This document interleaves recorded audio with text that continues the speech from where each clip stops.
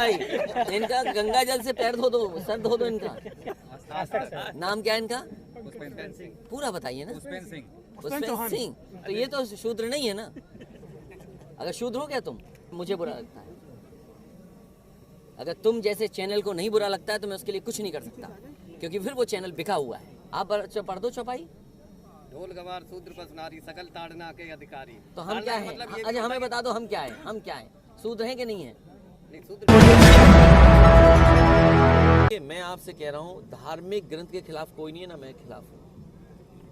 भगवान श्री राम के खिलाफ कोई नहीं है, रामचरितमानस के खिलाफ कोई नहीं है। हमसे बोलो रामचरितमानस के खिलाफ नहीं है। लेकिन मेरे पत्रकार साथी, मैंने अपना स्टेटमेंट दिया है, कहा है कि मुख्यमंत्री अगर योगी न होते, धार्मिक स्थान से वहां आए होते, तो शायद वो सवाल मैं न पूछता उनसे। लेकिन क्योंकि वो योगी भी हैं और धार्मिक स्थान से उठ करके सदन में आए हैं, वो बात मैं आपसे नहीं पूछूंगा। मैं ये कहूंगा कि वो चौपाई एक बार हमें पढ़ के सुना दो। क्या आप पढ़ के सुना सकते हो? मुझे बताओ। और फिर मैं मुख्यमंत्री जी से पूछने जा रहा हूं कि मैं शूद्र हूं कि नहीं हूं। कल मैं मंदिर में दर्शन करने जा रहा था, क्या बीजेपी और आरएसएस के लोगों ने वहां गुंडागर्दी नहीं की? अरे हमें पता होता कि 4, 5, 6, 10 गुंडे आए होंगे तो हम भी अपनी तैयारी से जाते कार्यकर्ताओं के साथ। बताओ, 5-6 गुंडे भेज दिए। और ये जब काला झंडा समाजवादी लोग दिखाते हैं तो 1-1 साल जेल भेजते हैं उन लोगों को, कार्यकर्ताओं को। 1-1 साल जेल गए हैं समाजवादी कार्यकर्ता, 2-2 साल रहे हैं केवल सिद्धांत पे विरोध करने के लिए। इसलिए पत्रकार साथी, अगर चौपाई आपको याद हो तो भगवान श्री राम की कसम खाओ और वो चौपाई पढ़ दो। अगर अच्छी है तो अच्छी है, खराब है तो खराब है। अध्यक्ष जी, कोई खिलाफत नहीं कर रहा ग्रंथ की, ना भगवान के खिलाफ है, ना रामचंद्र के खिलाफ है।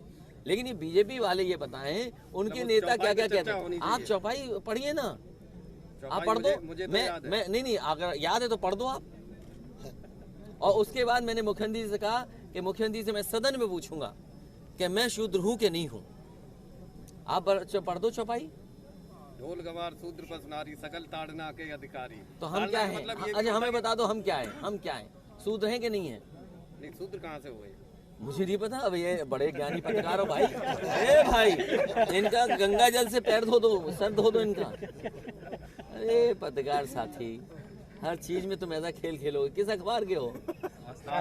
नाम क्या है इनका? पुष्पेंद्र सिंह। पूरा बताइए ना। पुष्पेंद्र सिंह। तो ये तो शूद्र नहीं है ना। अगर शूद्र हो क्या तुम?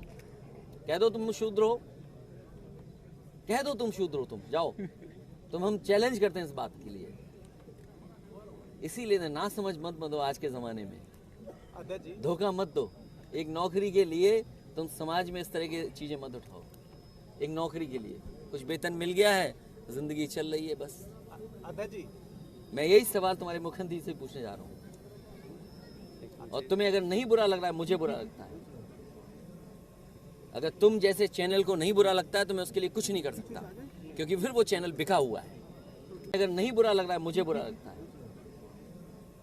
अगर तुम जैसे चैनल को नहीं बुरा लगता है तो मैं उसके लिए कुछ नहीं कर सकता, क्योंकि फिर वो चैनल बिका हुआ है। अध्यक्ष जी, एक तरफ तो नेताजी को सम्मान, दूसरी तरफ आपकी सुरक्षा घटा ली जाती, तीसरी ओर सुप्रीम कोर्ट के रास्ते से घेरा जाता है। क्या मंशा है इनकी? देखिए, कोई मंशा नहीं है, बीजेपी हार रही है। इस बार क्लीन बोल्ड होने जा रही है यूपी में।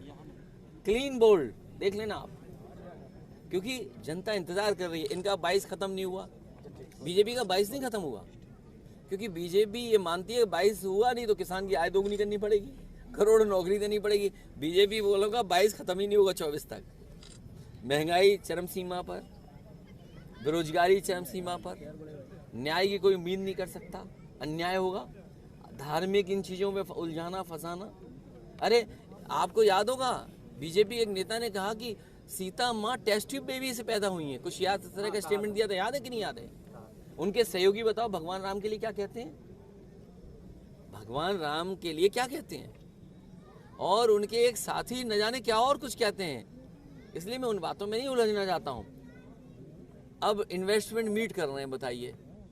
जब चुनाव आ गया तब इन्वेस्टमेंट मीट, ये इन्वेस्टमेंट मीट नहीं है, ये आयोजन है जनता को गुमराह करने के लिए, धोखा देने के लिए।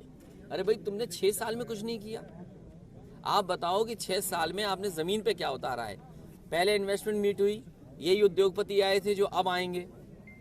जो उद्योगपति पहले आए थे वो फिर आने जा रहे हैं। तो जो एमओयू पहले किए थे तो फर्जी थे क्या? बीजेपी वाले तो केवल एक काम करते हैं। मुझे अच्छी खुशी की बात है, यहाँ तो वो कपड़े कोई नहीं पहने। अगर बीजेपी को दिख जाए कोई सूट पहने टाई लगाए, उसी से एमओयू करा लेते हैं। मुझे खुशी है यहाँ पर कोई एमओयू वाला नहीं बैठा। विदेश गए एमओयू कराने, एमओयू हो गए विदेश से, फिर देश के बड़े बड़े शहरों में गए, वहाँ एमओयू हो गए। मैनपुरी में नहीं आए एमओयू कराने, कन्नौज में तो कराया है। बता रहे 6,000 करोड़। मतलब कन्नौज के लोग इत्र चाहते हैं।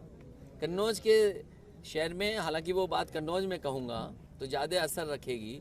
एक काऊ मिल्क प्लांट बनाया था मैंने, जिससे गाय के दूध के ही उत्पादन मिले, उसी का प्रोड्यूस मिले लोगों को। और बताओ, ये बियर फैक्ट्री लगा रहे हैं। हम गाय का दूध पिलाना चाहते हैं, ये बियर पिलाना चाहते हैं। ये हैं बीजेपी वाले लोग। इस पे सवाल नहीं पूछोगे आप? काऊ मिल्क प्लांट बंद हो गया, बियर का प्लांट लगाने हैं। बताओ, बियर पीनी है कि गाय का दूध पीना है? आप बताओ। अध्यक्ष जी, विपक्ष के रूप में सबसे ज्यादा ताकत तो आप लोगों को